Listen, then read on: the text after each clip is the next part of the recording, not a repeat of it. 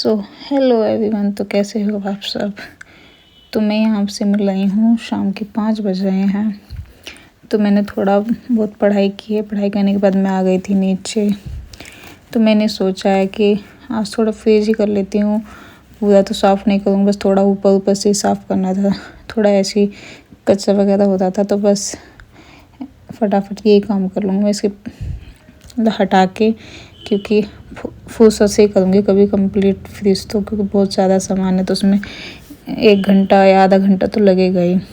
तो इसलिए मैंने सोचा है कि थोड़ा इसे ऊपर ऊपर से साफ़ कर देती हूँ, जो फालतू की चीज़ें उन्हें निकाल देती हूँ। तो बस यहाँ पर मैं अपना फ्रिज साफ़ कर रही हूँ। उसके बाद अपना फिर वही खाने पीने का काम जुट जाएगा शाम का। तो उसके बाद तो कोई पढ़ाई का समय नहीं मिलेगा। तो बस यहाँ पर मैं अपना पढ़ाई तो मैं जो होनी थी हो गई। सो हेलो एवरीवन, एंड फिर से वेलकम करती हूँ मैं आपका, क्योंकि ये क्लिप है नेक्स्ट डे की। तो कैसे हो आप सब, आई होप कि सब अच्छे हो। Welcome back my YouTube channel Komal Chetan vlogs. तो आज मैं यहाँ पर बना रही हूँ नाश्ते में डोसा। डोसे के लिए फिलिंग के लिए आलू बॉईल कर लिए हैं मैंने, बस उसी की फ्राई करने की तैयारी चल रही है।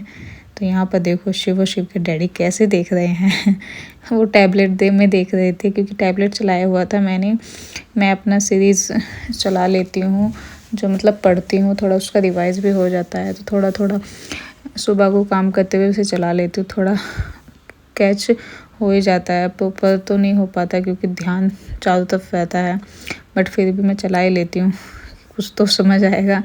तो बस यही सब चल रहा था। अब हम हाउसवाइफ हैं तो उसके साथ साथ हमें सब कुछ करना पड़ता है। पढ़ाई भी हमारे लिए ज़रूरी है, घर के काम भी ज़रूरी हैं। तो हाउसवाइफ बनना है आसान तो नहीं है, मेरे लिए तो आसान नहीं था, क्योंकि मुझे कुछ नहीं आता था शादी से पहले। बट अब मैं बहुत कुछ कर सकती हूँ, खाना वगैरह बना लेती हूँ आराम से। सुबह सुबह बहुत काम होते हैं, मेरे लिए ही नहीं, सभी हाउसवाइफ के साथ, क्योंकि सभी के लिए लंच ब्रेकफास्ट तैयार करना एक्सेट्रा बहुत काम होते हैं। हालांकि हाउसवाइफ होने के साथ साथ अपनी स्टडी को कंटिन्यू रखना किसी चैलेंज से कम नहीं होता है। ऊपर से एक बेबी का साथ, मेरा एक बेबी है जैसे कि आप सब जानते हैं। बट कोई बात नहीं, यही चैलेंजेस हमें मजबूत बनाते हैं और आगे भी हमें इन्हें एक्सेप्ट करना है। कोई बात नहीं, अगर हम हाउसवाइफ हैं तो हमें अपनी कमज़ोरी को ही अपनी ताकत बनाना होगा, क्योंकि कभी कभी मैं भी डिमोटिवेट हो जाती हूँ, फिर सोचती हूँ, फिर खुद से ही मोटिवेट होती हूँ, क्योंकि जब हम खुद से मोटिवेट होंगे तभी कुछ करेंगे। अगर मोटिवेट नहीं होंगे तो तब तक कुछ नहीं कर पाएंगे। लाइफ में आगे बढ़ने के लिए मोटिवेशन भी ज़रूरी होता है, हम सभी के लिए ज़रूरी है, क्योंकि तभी हम थोड़ा आगे बढ़ पाते हैं। तो यहाँ पर मेरा काम मतलब डोसे का सामान हो चुका है तैयार। पिट्ठी वगैरह भी बना दी है मैंने फिलिंग के लिए। तो मैं यहाँ मैंने चेक करा रही हूँ कि देखो कैसे बनी है। तो उन्होंने बोला कि सही है। अब मैं यहाँ बनाऊँगी डोसा, आप सब भी देखो मैं कैसा बनाती हूँ। मैंने इनको बुलाया कि देखना कैसा बनाती हूँ मैं, क्योंकि लास्ट टाइम मैंने बनाया था तो सही नहीं बना था। मम्मी जी काफ़ी अच्छा बनाती हैं। तो बस यहाँ पर मैं खड़ी थी, क्योंकि फिर मुझे कहती है आपने कैसे बनाया, इसलिए आप देखो कैसा बनता है। तो यहाँ पर इस बार मेरा बहुत अच्छा डोसा बना था, देखो खुशी होती है जब अच्छी चीज़ बन जाती है हमसे।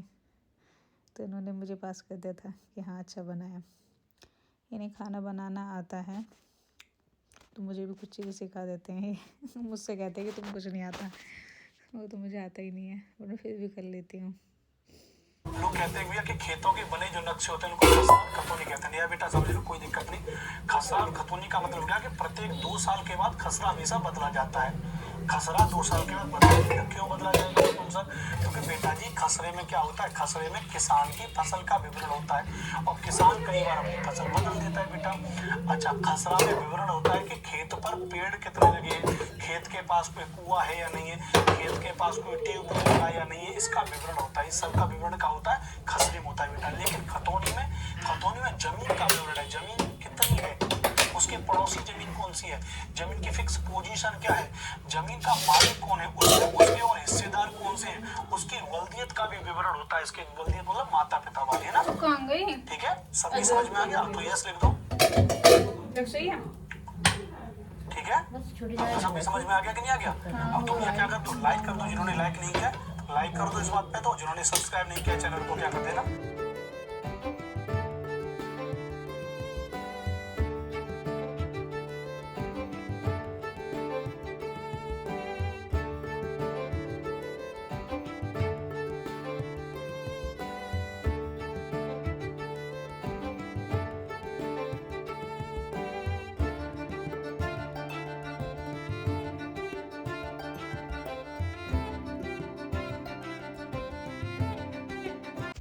सो यहाँ पर आ जाती हैं मम्मी जी शिव को लेकर। वो बता रहे थे कि ये बिंदी छुटाने लग गया है और इसकी आँख के ऊपर बिंदी लगाई हुई थी इसने। मम्मी जी की बिंदी लगाई हुई थी छुटा के। मेरी भी छुटाता है ये, बच्चों तो वैसे करते ही हैं, बिंदी नहीं छोड़ते अपनी मम्मी के दादी के माथे पर। तो बस वही दिखा रहे थे मुझे कि देखो ये बिंदी छुटाना सीख गया, बच के रहना।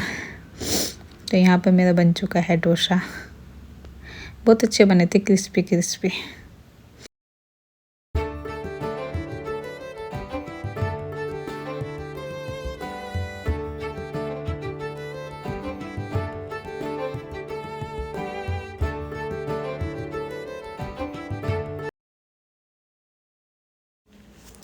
तो यहाँ पर मेरी क्लास 6, 7 और 8 की पॉलिटी जो मैं NCERT पॉलिटी कर रही थी वो मेरी कंप्लीट हो चुकी थी। तो मैंने सोचा है कि आज कम ही पढ़ा जाए, क्योंकि थोड़ा ऐसे ही था, मन भी नहीं था। 1 घंटा पढ़ी मैं और मेरी कंप्लीट हो चुकी है ये। तो बस हम शाम को फिर पहुँच गए हैं मोमोज़ लेने। मोमोज़ भी हमने कुछ नया ट्राई किया, ये है मलाई वाले मोमोज़। तो ये बैठे दादी पोते हैं, मम्मी जी ही नहीं खाएंगे मोमोज क्योंकि उनकी थोड़ी शुगर बढ़ रही है। तो बस हमें सब खाएंगे। ये यहाँ पर बना रही हूँ मैं चाय, क्योंकि शिव रेडी की हो रही थी थोड़ी तबीयत से ख़राब, तो उनके लिए बनाई थी मैंने चाय। चाय की मुझे भी आदत लग चुकी है बहुत ज़्यादा, वैसे मैं छोड़ूंगी। तो मैंने उनके लिए बनाई थी, तो फिर मेरा भी मन करने लगा तो मैंने थोड़ी सी फिर अपने लिए भी बनाई। फिर हम दोनों ने बैठ कर चाय पी। उसके बाद बज चुके थे 6:30। फिर अपना शाम की पूजा, खाना वगैरह। पी लीजिए आप सब भी चाय।